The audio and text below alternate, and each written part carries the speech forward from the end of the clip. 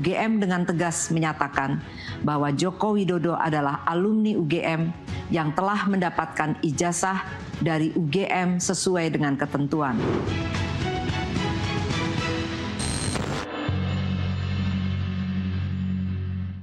Terima kasih Anda masih bersama kami di NTV Prime Dialog. Sebelum kita lanjutkan pembahasan, kami ajak Anda untuk menyimak pernyataan yang dirilis Rektor UGM Ova Emilia.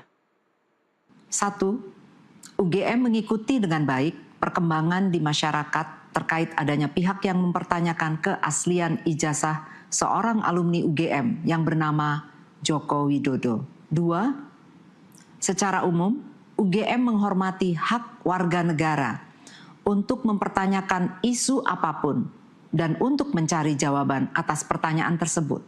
3. UGM sudah menyatakan beberapa kali secara tegas bahwa Joko Widodo adalah alumni Universitas Gadjah Mada.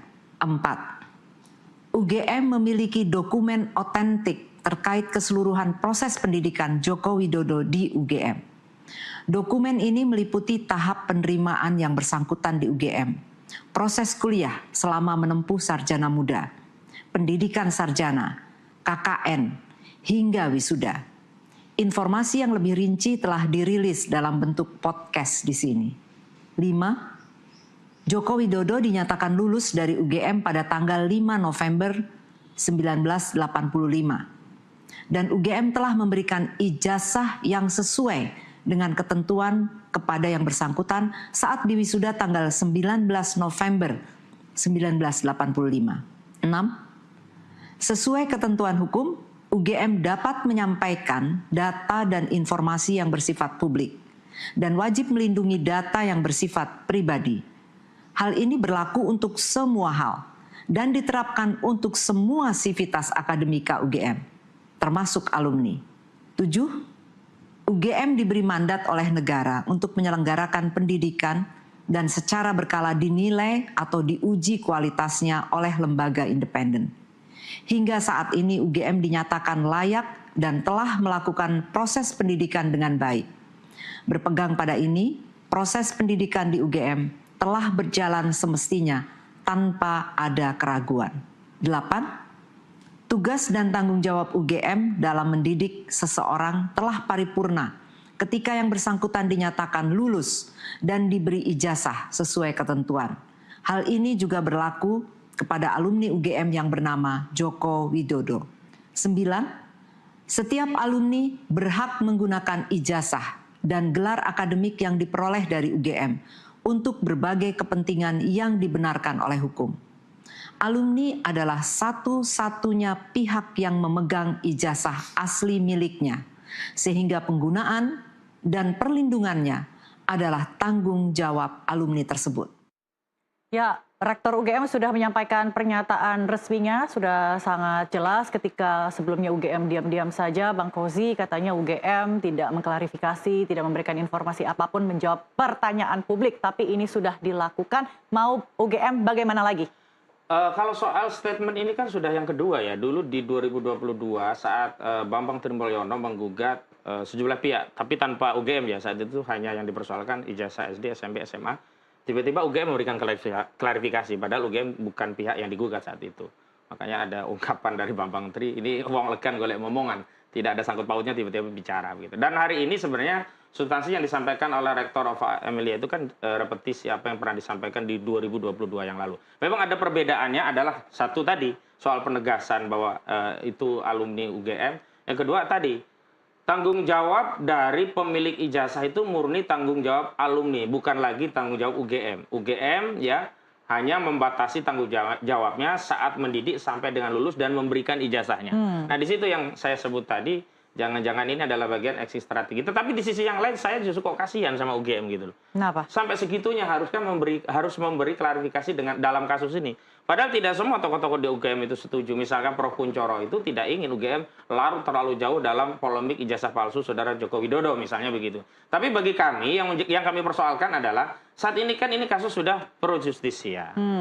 harusnya segala hal yang berkaitan dengan kasus ini disampaikan ke aparat penegak hukum. Bahwa boleh saja UGM menyampaikan apa yang terjadi saat melakukan proses pro justisia. Misalnya seperti kami di BAP, kemudian kami kabarkan materinya apa. Itu boleh. Tapi hari ini kan narasi itu seolah membatasi bahwa UGM jangan dikait-kaitkan lagi. Yang kedua bahwa UGM telah memberikan statement sehingga layak bagi polisi untuk menindak karena ini sudah diakui UGM berarti ini layak untuk ditindaklanjuti sesuai laporan Saudara Joko Widodo. Padahal semua itu kan baru satu keterangan sifatnya naratif tanpa bukti. Dan mohon maaf hari ini yang dipersoalkan itu bukan narasi tapi bukti. Sepanjang bukti itu tidak ditunjukkan, maka setiap orang saat ini berhak untuk menyaksikan klaim dari pihak manapun, termasuk klaim dari kami. Karena itulah kami kemudian meminta klien kami untuk ayo buktikan apa yang menjadi bahan penelitian. Dan hari ini Rismon Sianipar saat meminta ijazah dari Saudara Joko Widodo yang kabarnya sudah disita oleh penyidik Polda Metro Jaya,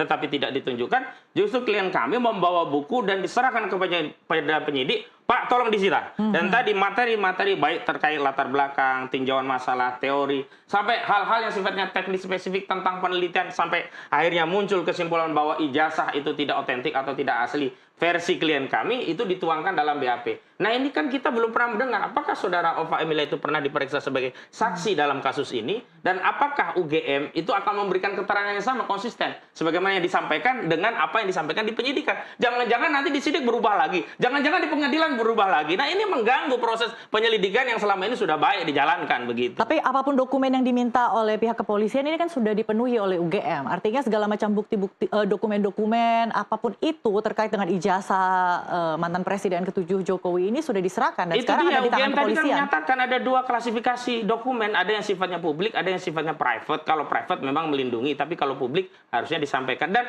dokumen yang diminta oleh klien kami seperti skripsi itu kan publik. Kenapa sekarang skripsi itu ditarik dan akhirnya disita, dan sekarang nggak ada barang-barang itu di UGM. Nah saya dan kawan-kawan yang ada di tim ini selalu mempertanyakan pada dua hal ya. Yang pertama, keseriusan penyidik untuk membuktikan apakah Saudara Joko Widodo benar-benar berijazah asli. Yang kedua, pembuktian bahwa klien kami itu melakukan fitnah atau pencemaran. Karena begini, logikanya sederhana. Tidak mungkin orang itu dituduh fitnah, pencemaran kalau belum dibuktikan ijazah itu asli. Sementara dasar daripada pencemaran dan juga fitnah itu karena klien kami menyatakan ijazah ini kan palsu. Tidak boleh kita melangkah kepada hal yang lain, sementara pembuktian tentang ijazah asli dilakukan bersama-sama. Makanya dulu kami dorong harusnya dengan pasal 263 dibuktikan dulu. Kalau ternyata di pengadilan tidak terbukti bahwa ijazah itu palsu dan dalam pertimbangan dinyatakan ijazah Saudara Joko Widodo asli, baru berpindah ke klien kami. Ini kan nggak adil, klien kami dikejar-kejar kasus, sementara laporan terhadap Jokowi dihentikan, rakyat kan bisa melihat. Ya pokoknya sekarang kan perkara di Barreskrim ini sudah clear ya, sudah case close gitu Oh ya. tidak, sebenarnya kami tidak menganggap itu clear gitu. Bahkan kami meminta agar yang di Polda Metro Jaya diadakan gelar perkara khusus sebagaimana yang dilakukan di Barreskrim Mabes Polri. Karena objeknya sama-sama penyelidikan. Kenapa penyelidikan di Barreskrim yang dihentikan bisa dilakukan gelar perkara, sementara penyelidikan yang ditingkatkan penyidikan di Polda Metro Jaya itu dihentikan tapi tidak ada gelar perkara. Padahal surat itu sudah kami kirim gitu. Nah, saya menghimbau kepada negara hadir dan jangan ya memamerkan penegakan hukum yang tebang pilih dan pilih tebang itu kepada rakyat. Rakyat itu sudah terlalu sering melihat ada hukum tidak adil, ya tumpul ke atas, tajam ke bawah. Hanya ya tajam kepada Roy Suryo, tetapi tumpul kepada Jokowi itu sudah. Oke, Bang Yakub, silakan ditanggapi apa saja yang baru disampaikan oleh Bang Kozi. Sejauh mana proses hukum yang berjalan di Polda Metro Jaya saat ini, Bang Yakub? Iya, pertama kembali lagi tadi karena diulang lagi tadi mengenai statement UGM, saya juga kembali melihat lagi, saya masih cukup impress karena itu sangat terang benderang tadi yang dikatakan oleh UGM. Dan poin yang paling utamanya adalah ijazah Pak Jokowi itu adalah asli dan sah, di mana beliau telah menjalani semua rangkaian kegiatan sebagai mahasiswa dan akhirnya lulus. Nah, kalau pendapat kami justru ini akan membuat penyidikan di Polda Metro Jaya menjadi semakin mudah dan semakin lebih lancar.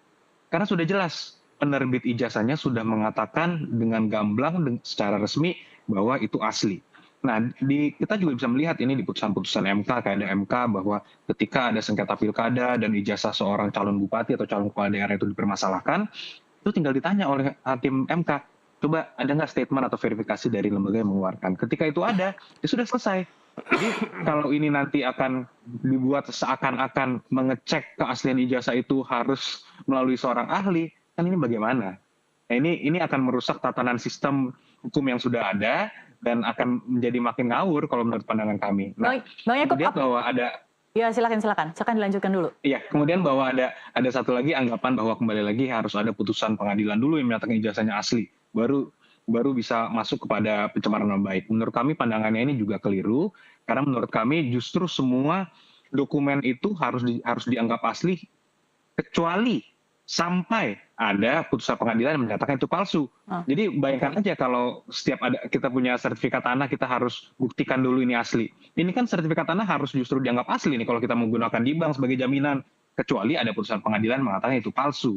Jadi kan ya jangan dibalik-balik kalau menurut kami. Oke, Bang Yakub, apakah buku Jokowi White Paper ini juga akan mempermudah ya proses hukum yang saat ini berjalan di Polda Metro Jaya sebagai salah satu bukti dugaan fitnah? Kembali kalau menurut kami, ya kami juga belum melihat sebenarnya isi bukunya seperti apa ya. Tapi kalau menurut kami buku apapun itu ya sah-sah saja ditulis. Namun menurut pandangan kami juga tidak ada nilainya. Karena kembali lagi polisi kan memiliki hak dan kewenangan sendiri nanti untuk melihat apakah bukti-buktinya sudah cukup atau belum. Kemudian kemana dia harus mencari bukti, kepada siapa dia harus mencari bukti, bobotnya seperti apa, apakah menurut mereka kasusnya ini memiliki alat bukti yang cukup untuk dinaikkan ke penuntutan.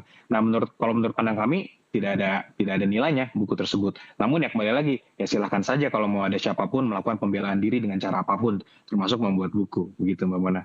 Oke, silakan. Sebenarnya kalau klarifikasi itu disampaikan oleh UGM, kami bisa menerima dan itu punya nilai begitu. Sayangnya hari ini UGM tidak mau berdiskusi dua arah.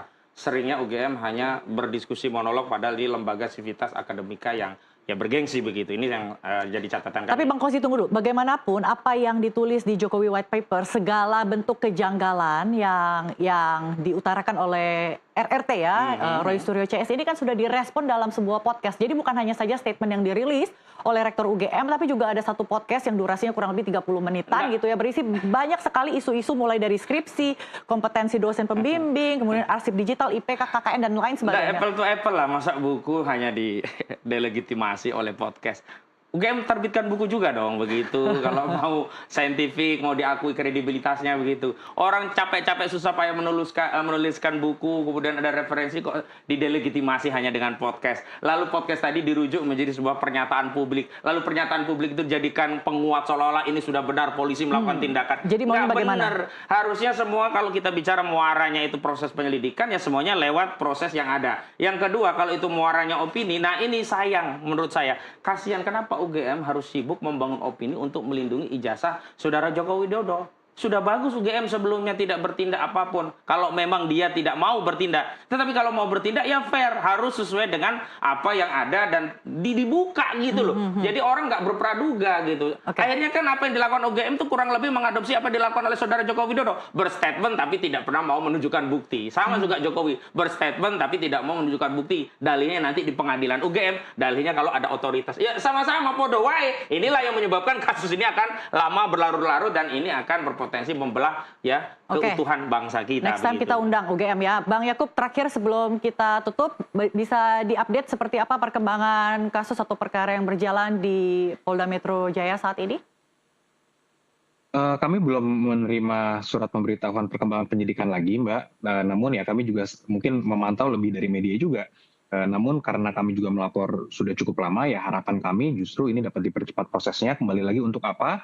Karena klien kami itu mencari kepastian hukum agar nama baiknya bisa dan keluarganya itu dipulihkan. Sehingga ya kami juga kembali lagi dalam kesempatan ini meminta Polda Metro Jaya untuk mempercepat prosesnya sehingga semua pihak dapat menerima dan dapat mendapatkan keadilan dan kepastian hukum. Gitu Mbak Mana. Baik Bang Yakub, masih punya energi, waktu dan lain-lain untuk terus mengikuti kasus ijazah Jokowi. Bagaimana? Harus, Mbak. Bang Kozi? Oh iya, pasti. Hari ini pun kami baru saja mendampingi pemeriksaan Dr. Ismon Sianipar dan Nurdian Susilo. Dua orang yang hari diperiksa dan lanjutannya nanti ada lagi Kamis, Rustam Effendi. Juga ada satu lagi tadi baru saya terima akan diperiksa besok, tapi kami mencoba meminta penjadwalan ulang karena besok klien kami ini ada agenda lain. Saya kira kita semua siap dan seluruh rakyat memantau ini, Mbak. Tidak merasa ini terlalu berlarut-larut dan harus diputuskan ada satu semacam exit strategi untuk kasus ini? Kami ini sebagai pihak terlapor tidak punya kewenangan untuk itu. Yang punya kewenangan itu tentu pertama otoritas penegak hukum itu sendiri, yang kedua pihak pelapor, yang ketiga negara melalui presiden. Kalau presiden merasa ini sudah terlalu lama dan harus intervensi dengan berbagai kewenangan yang sifatnya prerogatif ada pada presiden, ya silakan saja. Tetapi kami fokusnya adalah meyakini bahwa bukti-bukti yang ada di klien kami benar dan ini yang akan diadu di persidangan. Ini saudara bocoran ya. Tadi Rizwan Sianipar diperiksa penyidik, pesan kepada penyidik. Pak polisi, tolong sampaikan kepada pelapor saudara Jokowi, jangan dicabut laporannya. Begitu tadi. Bang Yakub bagaimana? Apakah ada komunikasi dengan pihak klien Anda terkait dengan bagaimana untuk menyelesaikan kasus ini mungkin secara kekeluargaan agar tidak terlalu gaduh lagi, agar sudah selesai lah, jangan terlalu berlarut-larut? Ya memang kalau di tahap ini mungkin ya terlalu dini ya, karena kan kami juga sifatnya cukup pasif sekarang di tahap penyidikan. Namun kembali lagi kalau kita flashback sedikit Mbak Mona, kenapa kita mengambil jalur hukum ini kan karena kami telah memantau dan mengikuti perkembangan yang ada.